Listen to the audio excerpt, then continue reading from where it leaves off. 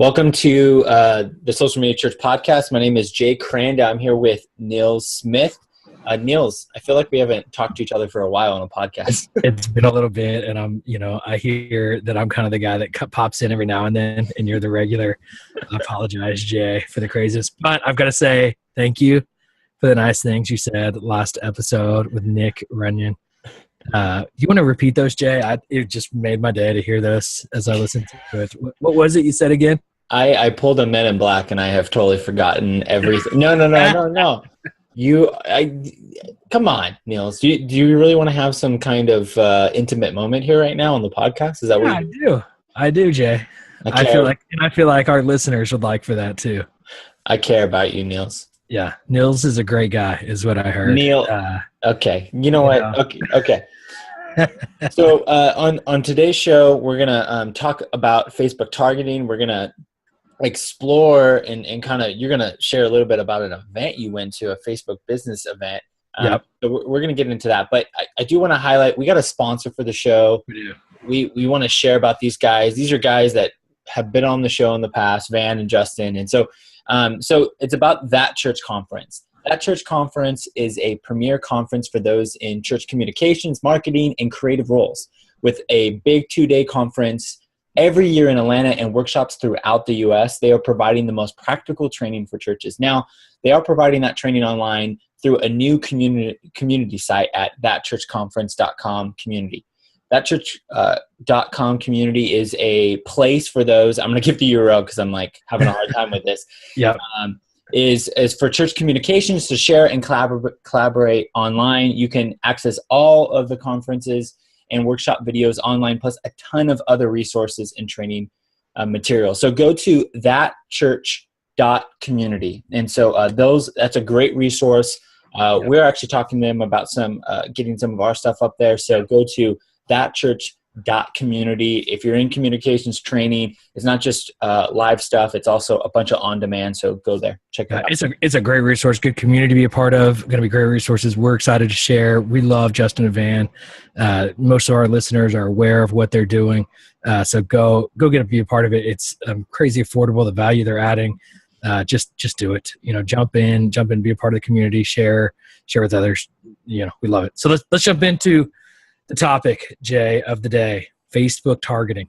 Yes. So I'll jump into it. So I went to this Facebook business influencers event, or I don't know exactly what it is. It was on the Upper East Side here in New York. It was a ton of fun. Some really basic stuff, it's always interesting to almost go back through the basics of Facebook and various post types. And, they really pressed into how much video is growing, Facebook Live, that what we're all seeing, the explosion there. But targeting, they said, is the sweet spot for businesses. And I would say it's also the sweet spot for churches. Yeah. And so there's two areas of targeting that they really pushed on, and I've been just digging into it since the event, is targeting with your post. Most people don't realize that you can put a post out in the news feed and target a certain demographic of people that likes your page. And so you can post something as your church and say, we want this post to really only go out to, women between the ages of 25 and 35 and, that live in, Orange County, California. And so you really can have that very specifically targeted post for that audience. And then advertising is the same way. You can run ads to a very targeted audience.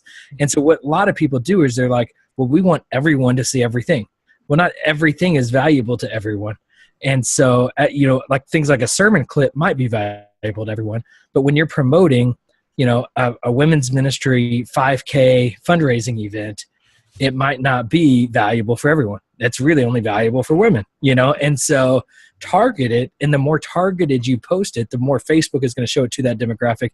And while it might not have the same large numbers, it's more valuable numbers because it's going to exactly the people that you want to see it, and it's not cluttering the newsfeed of the people that won't be interested in it.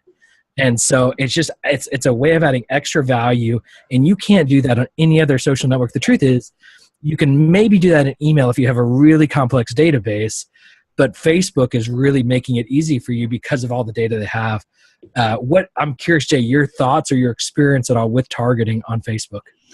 Yeah, I mean, we've talked about it a couple of times, this idea that idea of having that deep data mining from Facebook is kind of the sweet spot. The more people post on Facebook, the more Facebook can glean things from what you like and so forth, and vice versa, be able to target to you. So they're really, for those who are heavy users, Facebook knows the most about you, and they're able to essentially, without giving away private information, they're able to get the right things in front of you. And I think at the end of the day, that's what you want. You want, it's kind of Seth Godin's, we're going to have smaller tribes, but tighter tribes. Yep. And so even if you're selling this specialty thing, if you can get in front of 100 people that do that, you can make this money if you charge this. And so Facebook has provided that opportunity. It's harnessed everything that's, I think great about the internet.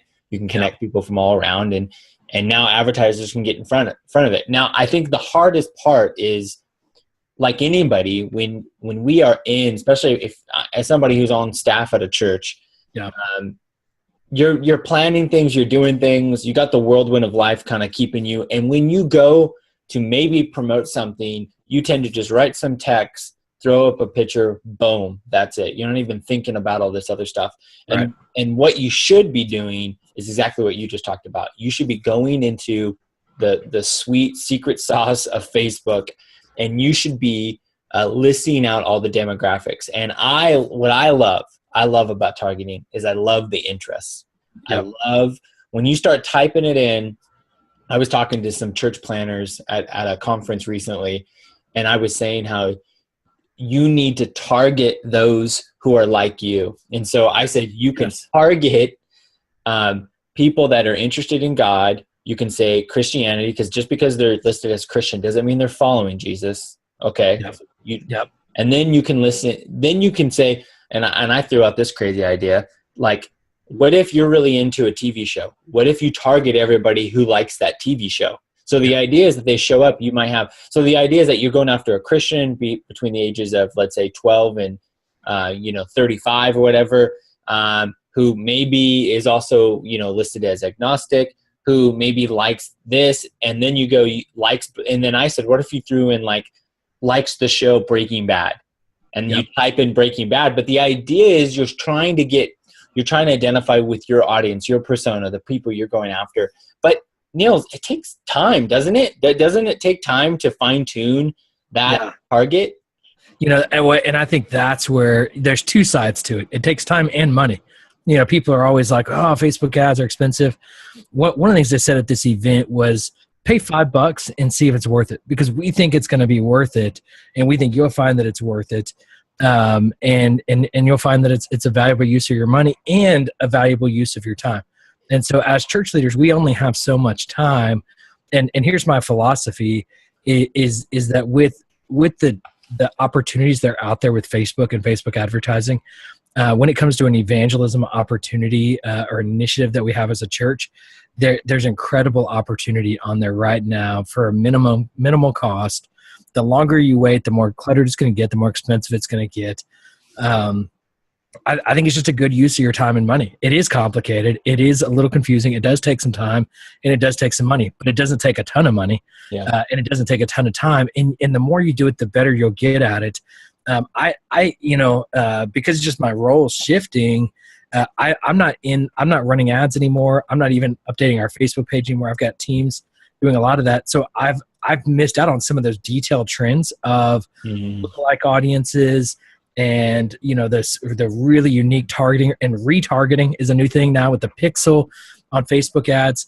It can get very complicated, and I think it's worth digging into the details of it, because the more complicated and the more detailed you get in it and the more targeted you get, the more effective you become. And so I think it's in both advertising and in your specific post. And I think even churches had moved into, we need a women's ministry page, and we need a student ministry page, and we need a young adult ministry page. And I think you can have one church page, and you can use targeting, to target specific posts to those groups, and then you have posts for the collective whole. So I think targeting within your page is very valuable, and then boost those posts that are already targeted.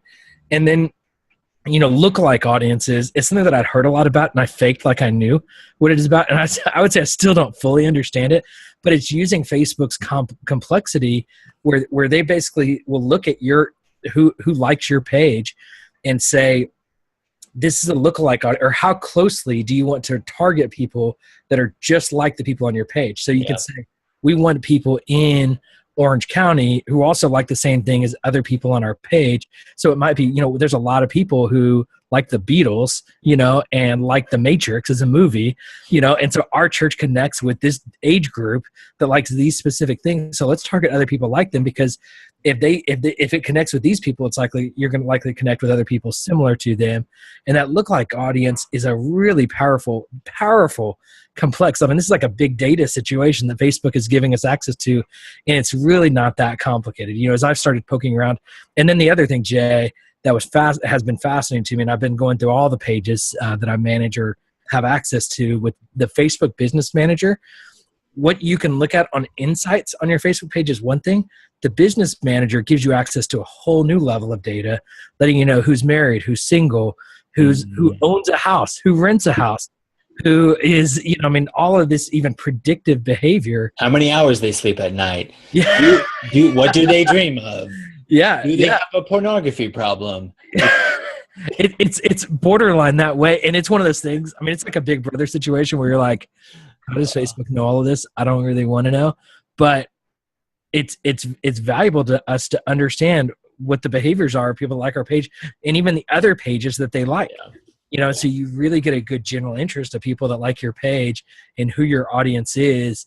It's just powerful. The more the better. It'd be awkward if you look in like your church's account and it says, most of your users love Ashley Madison. It's like what?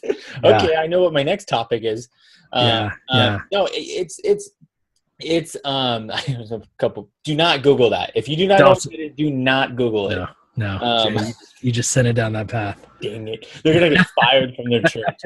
What the heck? Well, this guy from Saddleback was the tangent.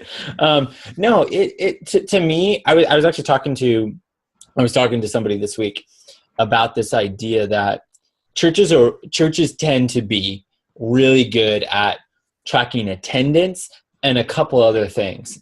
It's usually in between where it's vagueness and really having a true understanding. This is a conversation we had with Holly from Vanderbloemen about this idea of inbound marketing and tracking things. And if you could really figure out what it looks like to move somebody from your community into your core, and if you had metrics, because what I have found, and on the flip side, targeting, even loose targeting on Facebook, is that it can get really sexy and fun when you throw $500 at an ad and you're like, oh my goodness, I got, 10,000 views. I was working with a friend of mine on a project, and this was happening. We were getting 100,000 views on this video, and we were doing it every week, but we were spending like 200, 250 every week, and it was great. The problem was we weren't getting people moving deeper into the funnel. So I actually told him, I said, this is kind of like fool's gold right now. I said, this is great, but because nobody's moving deeper into the funnel, we can't spend our way to this. Is that at the end of the day, I want more followers of Jesus. I just don't want a large crowd. And so that's on the flip side, Niels, is that like you have to mess with that, because at the end of the day, you want to not just get a bunch of views on a video. You don't want to just a bunch of likes or so forth. You want people to come to Jesus, get baptized, get into a group, start coming weekly.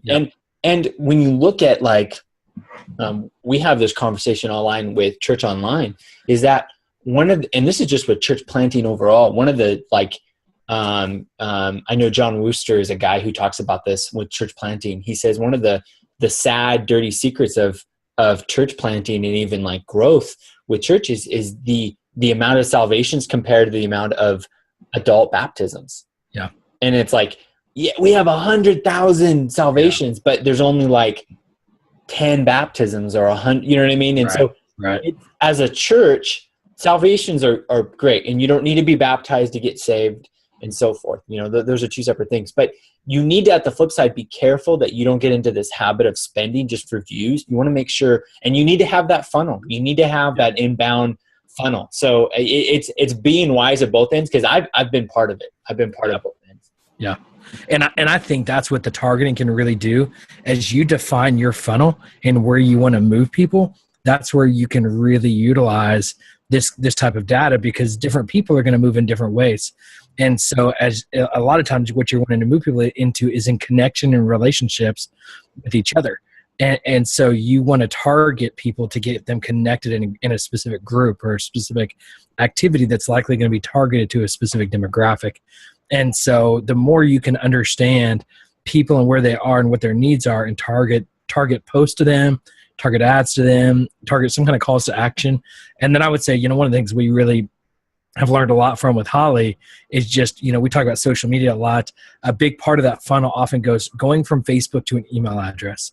And so Facebook has some great lead ads. There's some great call to action ads. So when you have that little button on there that says click here to learn more, or just says learn more, that goes a long way to go to a landing page or go somewhere where they can get more information. But look to have a very clear funnel, and then utilize the data that Facebook's giving you to very specifically target people that are going to be drawn to that. And so you kind of initiate the relationship, maybe through a video view that catches their attention and gets them to like the page. Yeah. And then funnels them into seeing some other posts that are connected to them.